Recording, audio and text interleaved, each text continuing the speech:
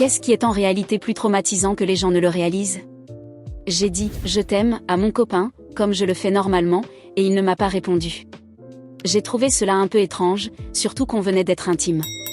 Alors, je l'ai répété. Cette fois, j'ai doucement pris son visage et dit « je t'aime ». Il m'a alors pris dans ses bras et a répondu « je sais. Je t'ai entendu. » C'était super. C'est là que je me suis dit « attends, mais qu'est-ce qui se passe ?» Il n'avait jamais eu autant de mal à simplement dire « je t'aime ». Je l'ai regardé dans les yeux et demandé « pourquoi tu ne me dis pas « je t'aime » en retour ?» C'est alors qu'il m'a brisé le cœur. Il a dit « parce que je ne sais pas si je ressens toujours cela ». Puis il a éteint la lumière et s'est endormi en silence. Je suis allée dans la salle de bain, me nettoyer, et je suis restée là, me demandant si je venais de perdre l'amour de ma vie. Jamais il n'avait laissé entendre qu'il ne m'aimait plus ou qu'il n'était plus attiré par moi, alors j'avais l'impression que mon monde s'était retourné.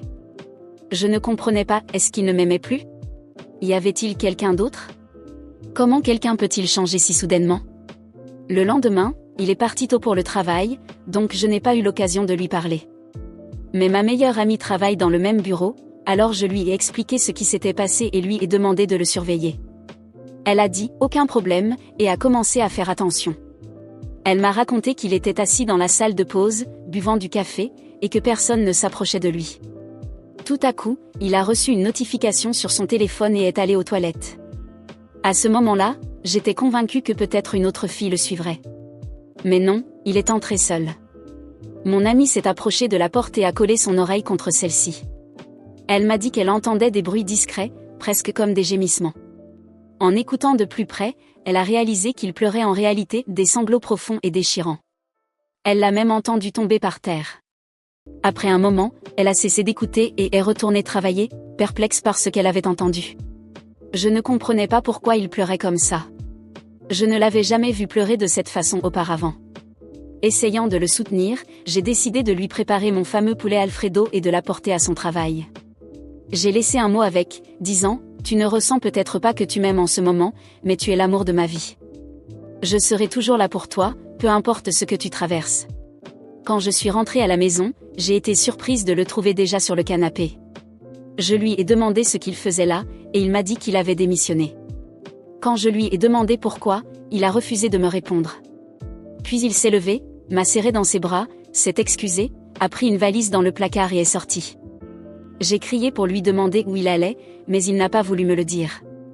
Il a juste pris ses clés, est monté dans sa voiture et est parti. C'était la dernière fois que je l'ai vu.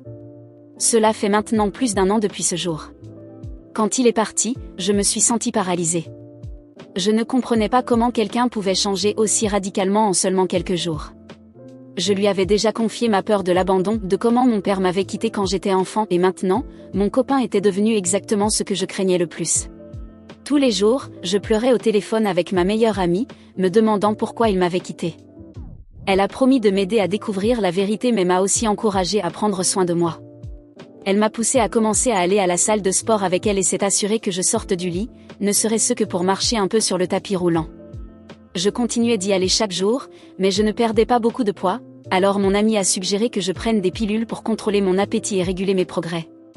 Avec l'exercice et les pilules, j'ai commencé à me sentir plus confiante, mais malgré tout ça, je me sentais toujours profondément seule. Mon copain était parti sans aucun avertissement, alors j'ai décidé qu'il était temps d'essayer d'avancer. J'ai posté quelques photos sur Instagram, montrant mon nouveau corps, puisque j'étais maintenant dans la meilleure forme que j'ai jamais eue. Il n'a pas fallu longtemps pour que quelqu'un commente, et ça fait longtemps.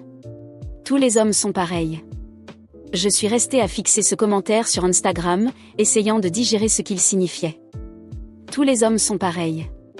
Une partie de moi voulait l'ignorer, mais une autre était épuisée de pleurer et de se demander ce qui avait mal tourné.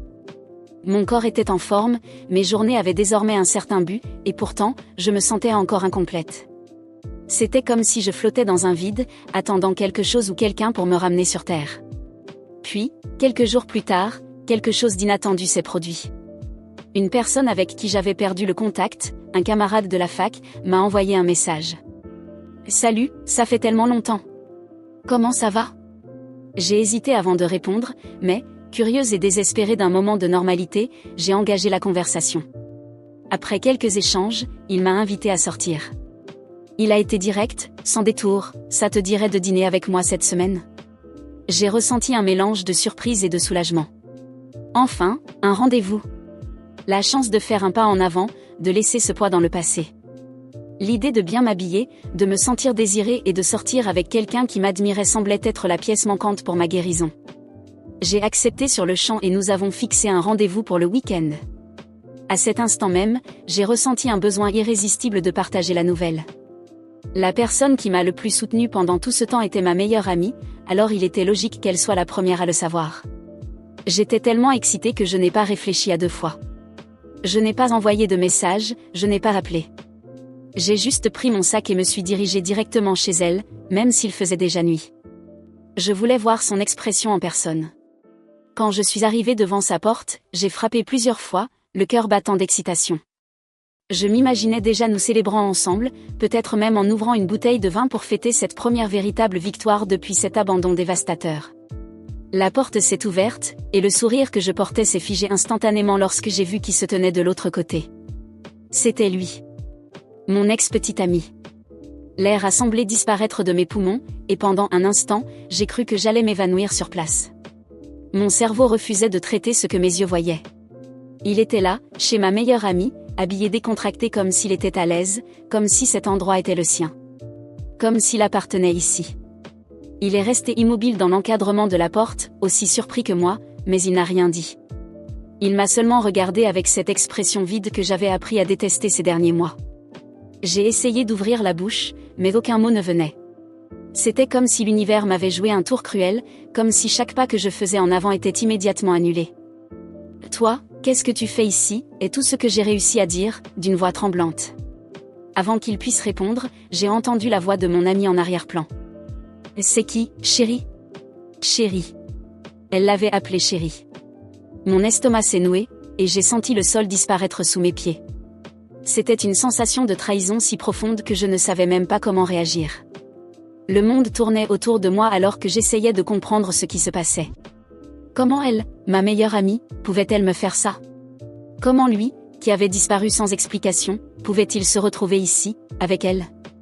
Il a reculé d'un pas, et là, elle est apparue, sortant du couloir et s'arrêtant à ses côtés.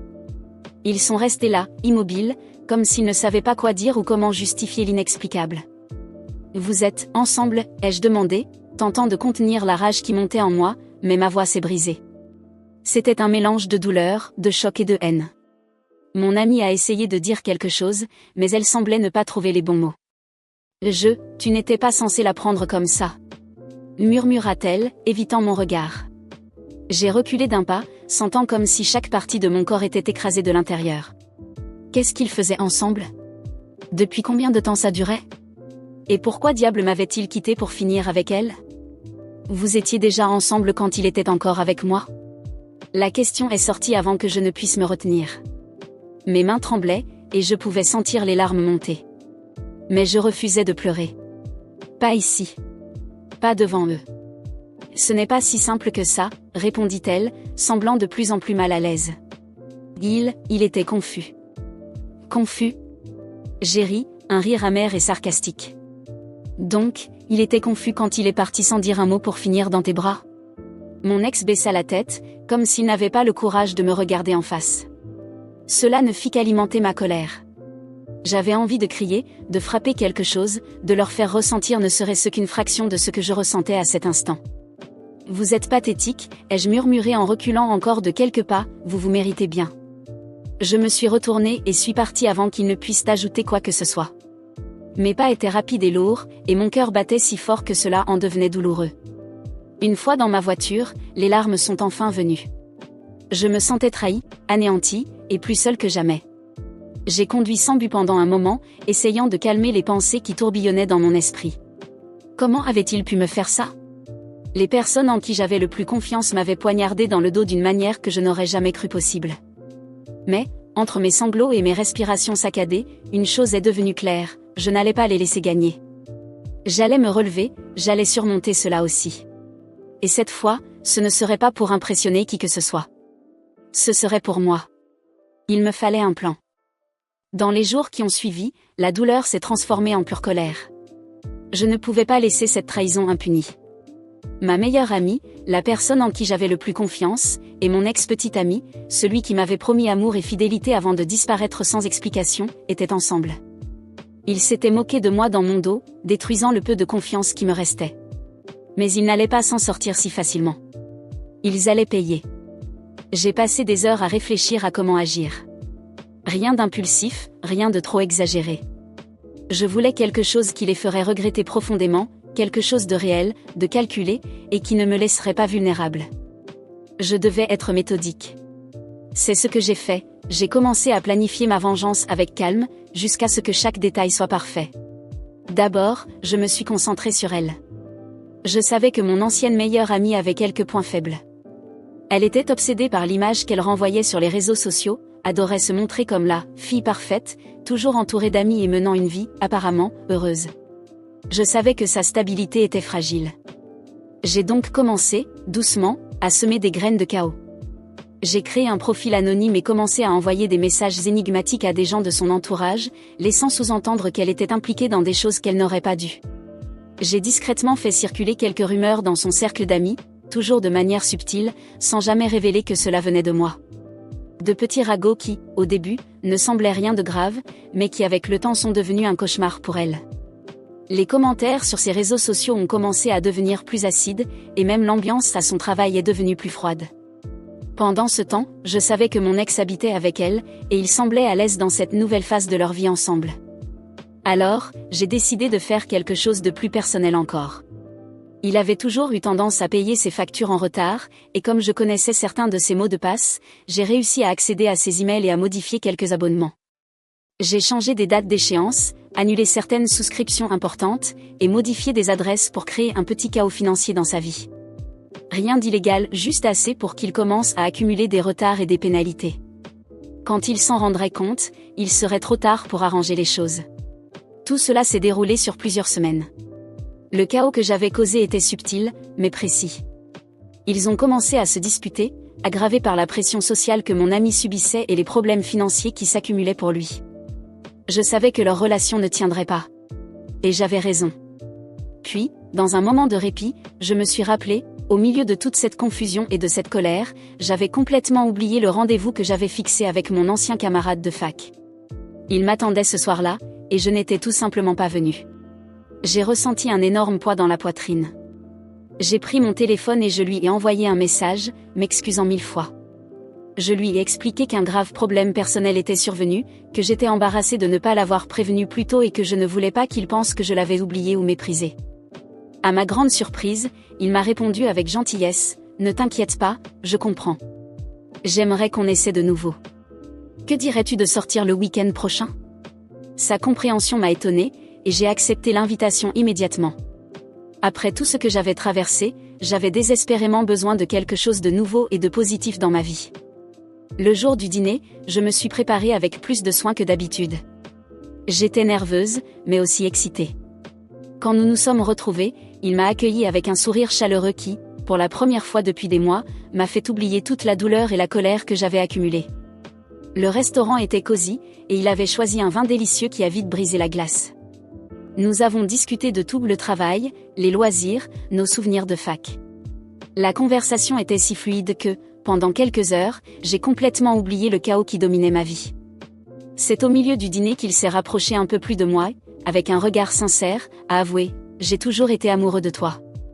À la fac, je n'ai jamais eu le courage de te le dire. » Mon cœur s'est emballé, et pendant un instant, j'ai pensé à toute la confusion et les trahisons récentes. Était-ce le bon moment pour aller de l'avant ? Mais il avait une légèreté qui m'a fait tout oublier, ne serait-ce que pour cette soirée. Le dîner a été merveilleux, et sa compagnie m'a apporté une paix que je n'avais pas ressentie depuis bien longtemps.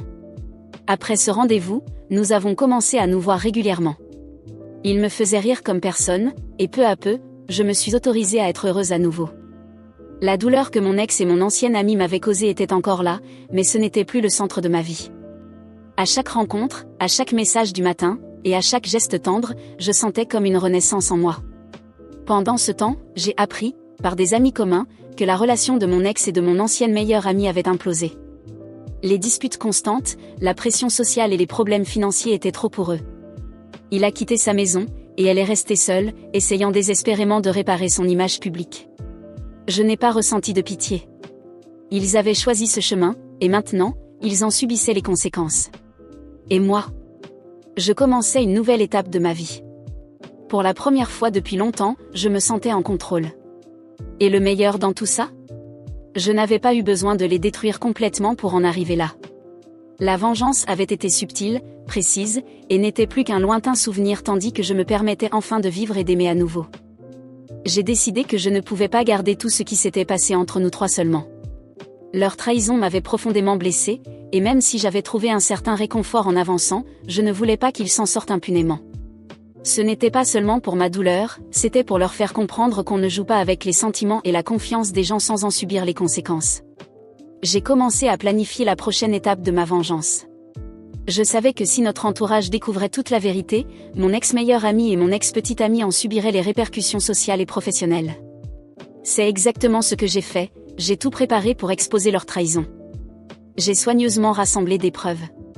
J'ai fouillé dans de vieilles conversations, photos et captures d'écran, collectant des éléments prouvant comment ils m'avaient trahi. J'ai aussi obtenu des témoignages indirects d'amis communs qui savaient que quelque chose d'étrange s'était passé, sans en connaître les détails exacts. Chaque pièce du puzzle a été organisée pour que, lorsque je dévoilerai l'histoire, personne ne puisse douter de ce qu'ils avaient fait. Puis, j'ai créé un profil anonyme sur les réseaux sociaux et j'ai rédigé une longue publication révélant la vérité. J'ai veillé à être directe et précise, j'ai expliqué comment il s'était rapproché alors que j'étais encore avec lui, comment mon ami m'avait trahi dans mon dos, et comment il avait disparu sans aucune explication pour ensuite emménager avec elle. Le récit était clair, percutant, et j'y ai ajouté les preuves à la fin pour que personne ne puisse contester. Lorsque j'ai publié, la publication est devenue virale en quelques heures. Personne ne s'attendait à ce que deux personnes apparemment parfaites soient exposées de façon aussi dévastatrice. Les messages de soutien ont afflué pour moi, tandis que recevait une vague de critiques et de jugements. L'image sociale de mon ex-meilleur ami, soigneusement construite au fil des années, s'est effondrée en un instant. Quant à mon ex, eh bien, il ressentait enfin ce que cela fait d'être abandonné, car même ses propres amis lui ont tourné le dos. Les répercussions ont été si importantes qu'elles ont affecté leur vie professionnelle. Mon ex-ami, qui travaillait dans le marketing et dépendait de son image, a perdu des clients et des contrats importants. Le scandale a porté un coup direct à sa carrière. Quant à mon ex-petit ami, qui avait un emploi stable, il a été licencié par son entreprise sous le prétexte que l'image personnelle des employés impacte la crédibilité de la société. Ils étaient ruinés, personnellement et professionnellement. Au fil des semaines, j'ai appris que leur relation s'était complètement désintégrée. Le stress des critiques et la pression des dettes étaient devenus trop lourds pour qu'ils restent ensemble. Il a déménagé dans un petit appartement en location, et elle est retournée vivre chez ses parents, incapable de subvenir seule à ses besoins. Les dettes s'accumulaient, et tous deux se retrouvaient piégés dans une spirale de difficultés financières qui s'aggravait chaque mois. Pendant ce temps, ma vie prenait une toute autre direction. Chaque jour, ma relation avec celui qui m'avait bien traité se renforçait. Au début, j'étais méfiante, encore marquée par les blessures du passé. Mais il a été patient, compréhensif et ne m'a jamais mise sous pression. Il m'a montré qu'il était possible de vivre une relation avec respect, tendresse et sincérité. Avec le temps, j'ai réalisé que j'étais tombée amoureuse de lui. Ce n'était pas une passion désespérée ou impulsive, mais quelque chose de construit lentement, basé sur la confiance et le respect mutuel. Il était mon refuge, quelqu'un avec qui je pouvais être moi-même sans crainte de jugement ou de trahison. Nous avons commencé à faire des projets ensemble, des voyages, des projets personnels, et même des discussions sur le fait de vivre ensemble dans le futur. Aujourd'hui, nous sommes heureux et unis. La paix que j'ai trouvée à ses côtés est quelque chose que je n'aurais jamais cru possible. Chaque sourire, chaque geste d'affection et chaque moment passé ensemble sont des rappels que cela valait la peine de tourner la page. Il m'a aidé à surmonter le passé, et j'ai enfin laissé derrière moi toute la douleur que mon ex et mon ex-ami m'avaient causée. Je ne ressens plus de colère ni de désir de vengeance. En réalité, je ressens de la pitié pour eux. Ils ont vécu dans le mensonge et ont fini par en payer le prix fort. Quant à moi, j'ai appris à être forte, à me faire confiance, surtout, à ne jamais accepter moins que ce que je mérite. Aujourd'hui, quand je repense à tout cela, je vois cette période comme une leçon difficile mais nécessaire. Et le meilleur dans tout ça ? Malgré tout ce qui s'est passé, j'ai gagné. Pas seulement en exposant la vérité ou en les voyant sombrer dans leurs dettes, mais en trouvant le bonheur véritable. Et c'est la plus grande victoire que je pouvais obtenir.